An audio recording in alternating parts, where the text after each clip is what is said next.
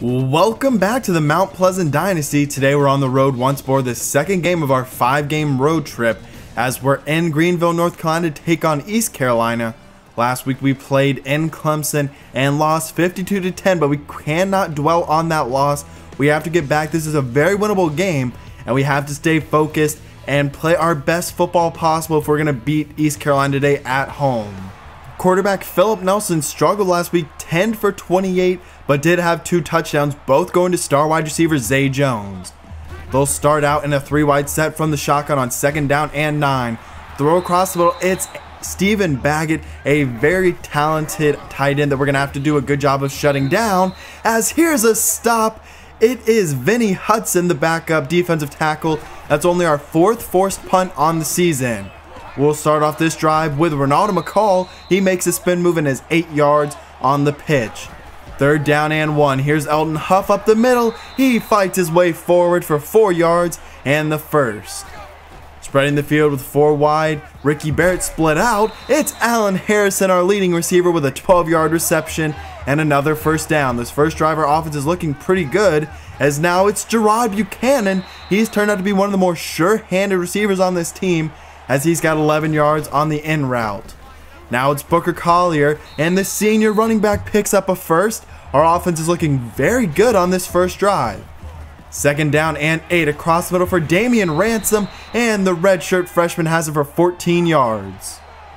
Jonathan Gibbs under center on 1st down. He hands it off to Elton Huff, who has 6 yards. So now it is 2nd down and 4. Now 3rd down and 4. We go empty. The throw to the end zone, and it's dropped by Valentine. That's a touchdown, and we'll be forced to kick the field goal. An early update in the Clemson game as they trail 7-0, and a win by Louisville and one of the Heisman contenders, Lamar Jackson. So 1st down and 10 for the second drive for East Carolina. Here's Scott. He breaks a tackle, and he's into the open field. No one's gonna catch him, and that is why you have to score touchdowns. You can't settle for field goals, as Scott will go 72 yards. This is a very good offense for East Carolina, even if they didn't play very well week 1. Now our offense will try and answer that long touchdown. Here's a throw to the outside for 21 yards for Allen Harrison. 1st down and 10, quick screen. We go back to Harrison. This time he's got 6 yards. That's his team leading 17th reception on 2nd down and 4. It's up the middle. Here's some room for Elton Huff. He's got 10 yards. This might be his best rushing performance so far. 23 yards already in this first quarter. Here's Huff once again. This time he goes for 9 yards. He's finally getting some burst in his runs, which is good to see. Now the backup Booker Collier, the North Carolina native, checks in and is able to pick up the first down on a 6-yard run. 2nd down and 7. Jonathan Gibbs drops back, throws, and it's caught by Damian Ransom for 20 yards. A tight window, and Gibbs is able to fit it in. This should be the final play of the first quarter. It's intercepted by Simmons. He'll take it out to the 5-yard line. If you're gonna beat a team with superior talent, you can't turn over the football like that, especially that close to scoring, as here's a big play for Brown, breaking 2 tackles, finally brought down by Kavika Watts. 1st down and 10, Baggett comes in motion. It's play action for Philip Nelson. A throw to the outside, and it's Zay Jones. He is a 14-yard reception. 2nd down and 10 for Nelson. Pressure gets there, and he'll throw outside, and coming back to it is the backup quarterback James Summers, who makes a big-time catch. 3rd down and 8. Nelson throws across his body. He's got Scott, who's brought down to the 26-yard line by Markel Reyes. And it's now 4th down and 8 after a false start. The kick is away, and it is drilled, and it's now a 7-point ball game. Our offense will take back over after that turnover, as here is Jameel Valentine sort of swerving his way for 8 yards. Now 2nd down and 2, quick screen to the outside for Harrison. He makes a move and has a first down and a 6-yard reception. Already our 10th first down on the day. Now Harrison will come in motion. He gets the handoff, and he's got 6 yards once again. Harrison, though, shaken up on the play, having trouble putting pressure on his leg. Kenton Watkins, I didn't mention it, but he did go out earlier in the game. So now our top 2 receivers are out for the moment. We'll have to get an update on both of them in a little bit. We are stopped on a drop. So now it's Philip Nelson taking back over. Here's Grayson. He cuts up field to the 50-yard line, a 21-yard reception. A lot of very talented weapons for this East Carolina offense.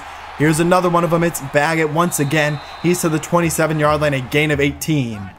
Our defense has really got to play well to contain them, and our offense needs to put up points as Nelson, he throws and he's intercepted. It's Blake Cotton. He cuts it back and is brought down as we get our own interception, and now our offense comes back on the field.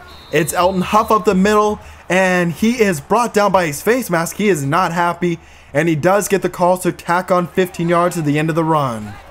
Man comes in motion as Booker Collier checks in, as it's Jonathan Gibbs who will keep it, and he goes for 7 yards and is able to secure the first down. A 3-wide set, good block by Dorian Mays, and now it is a 7-yard run once again for Jonathan Gibbs. He's not the greatest athlete, but he can do what you need on some of those read options, but another interception. That's his second on the day, and we were driving instead. Now East Carolina will take back over. Throw across the middle for Zay Jones. He nears the all-time reception record with that catch for 19 yards. First down and 10, throw to the outside. It's Brown. He's got 20 yards. East Carolina's offense is just picking up yards in chunks.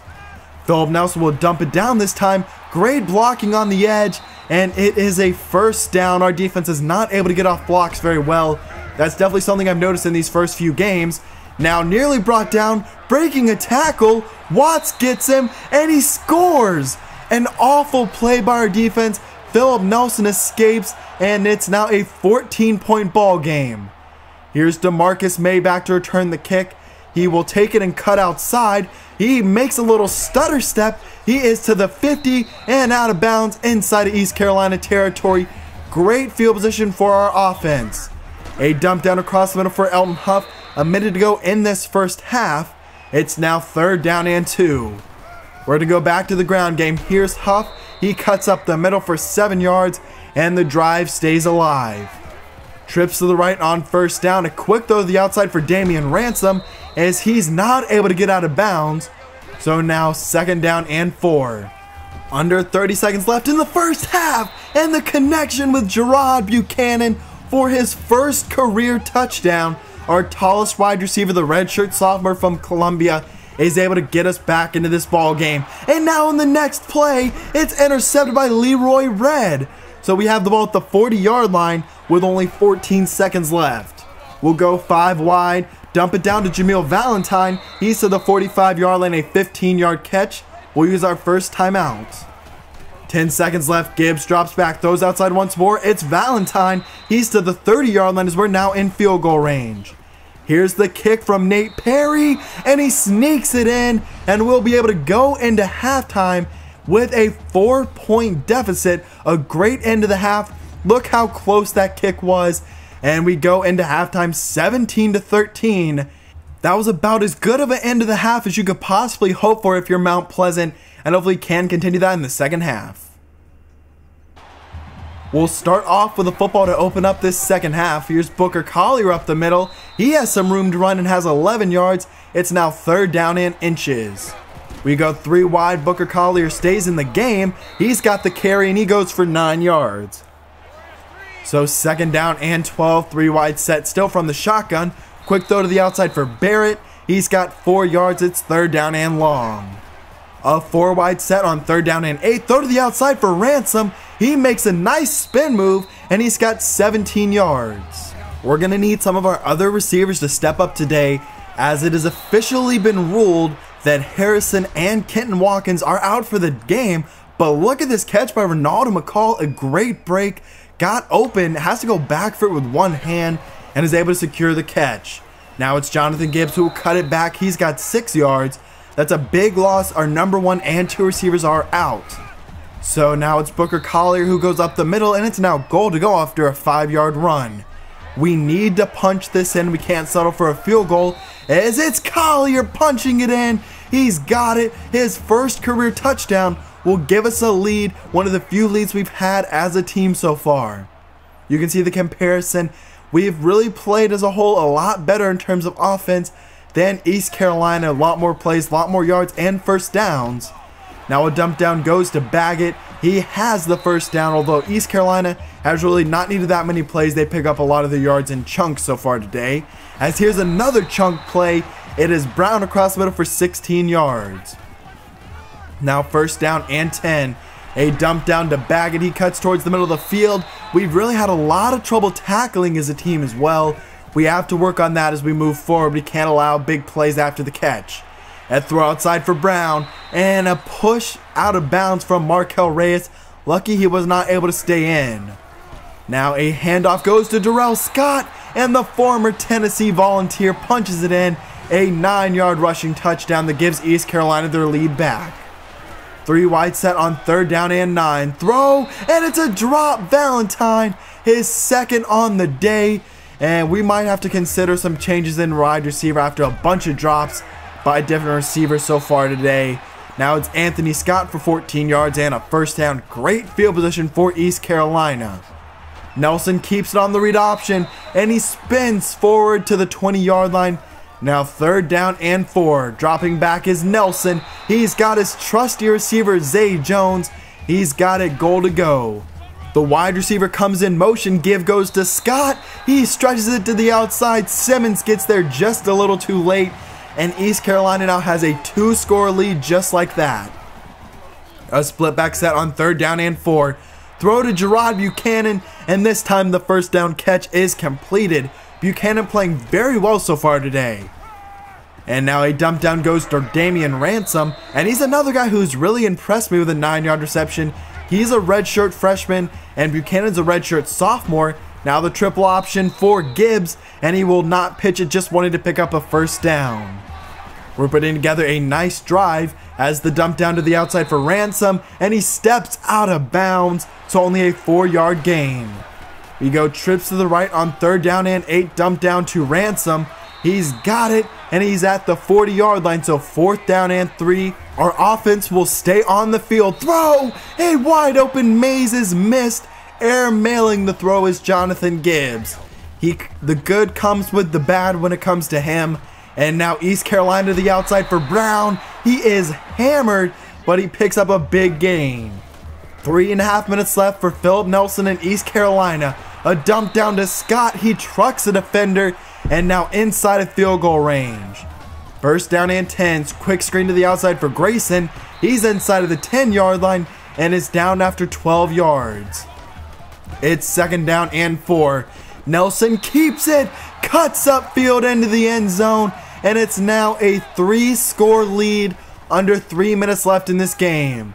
A dump down goes to Booker Collier. He's got it, a big time gain for 16 yards. Our offense has got to move very quickly. Second down and 10, and it's DeMarcus Mays checking in the corner. We're so low on wide receiver depth now that we have to play a defensive back. And now on the next play, up the seam once again, it's a 14-yard reception for Dorian Mays.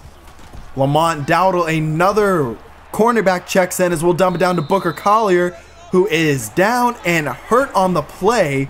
So he's another injured player for us as we throw outside to Mays once again. He's got a goal to go, a 15-yard reception. A minute 43, the give goes to Danny Whitmore, and he is brought down inside the 5-yard line.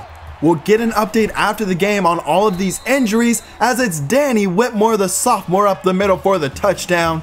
And we will now go for 2 to make it a 10-point game. Jonathan Gibbs throws. It's intercepted by Fulp, and he is brought down. So it's a 12-point ball game, onside kick now. And it is touched first by Mount Pleasant. So East Carolina will take over, and they're able to run the rest of the clock out. As Mount Pleasant will now drop to 0-3 on the season. Philip Nelson is your player of the game. A close game to the very end when East Carolina really pulled away. You can see Jonathan Gibbs threw the ball 41 times. That's not something you really want to see. He should not be throwing the ball that much. Damian Ransom, though, 7 catches for 75 yards. Gerard Buchanan played well as another receiver. And then only 3 tackles for losses. Not a lot of negative plays. It was nice to see us force 2 interceptions, though. As you can see, we really dominated the time of possession, but East Carolina was going so up-tempo that it didn't really matter. So we will now go past our bye week And into week 5 as we'll be taking on another 0-3 team on the road, the third game of our 5-game road trip, and it will be Louisiana Monroe.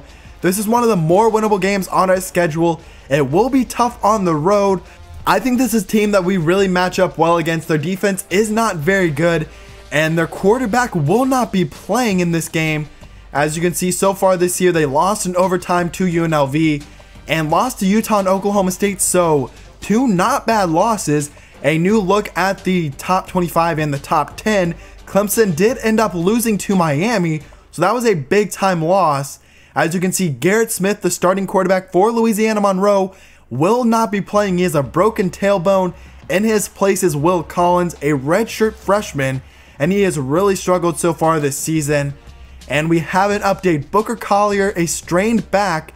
He will be out for 3 weeks. It was a sprained ankle and a concussion for Harrison and Watkins respectively, and they were just out for the game, no further damage. Now a look at our updated top 10. You can see a couple of new players on the board, including Steve Hawkins and Marcus Mason. As we're beginning to get a little close to our first commits of the season and our first commits as a program. But one thing to mention before this episode is over, we are going to be shifting our wide receiver depth chart. The players just really haven't been getting it going. Players like Jameel Valentine and Kitten Watkins only has 1 or 2 catches so far this year, even though he did miss this last game. So Gerard Buchanan will be our new number 2 receiver, and Damian Ransom will be the number 4 receiver, with Ronaldo McCall still playing in the slot as the number 3. But I hope you did enjoy today's episode. If you did, please leave a like down below, leave your comments on the game down below, and let me know which of the recruits that you're excited to see and hopefully see commit to us in the near future. But I will see you for another road game in the next couple of days, 'cause I'm out.